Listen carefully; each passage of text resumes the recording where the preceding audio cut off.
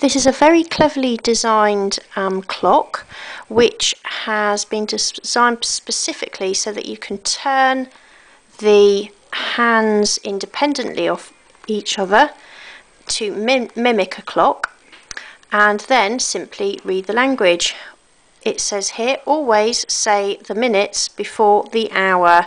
So once you've turned to indicate and mimic a clock, so let's go for this one here, you can then read off the language. Minutes first, 10 minutes past, and then 8 appears in the window there for the hour.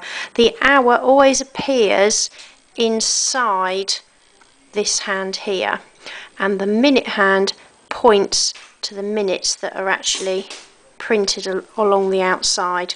On the back of the wheel, the language isn't exposed so that you can practice what you've learnt or learn in a slightly different way if you need to use the numbers on the outside. So here, 5-minute increments of minutes for 5 past, 10 past, 15, 20, 25, 30, and so on right the way through to 60 on the 12 there. Unlike the front wheel, because there isn't any language here printed, both hands here are turn independently like the front, but are actually both made of polypropylene for added durability.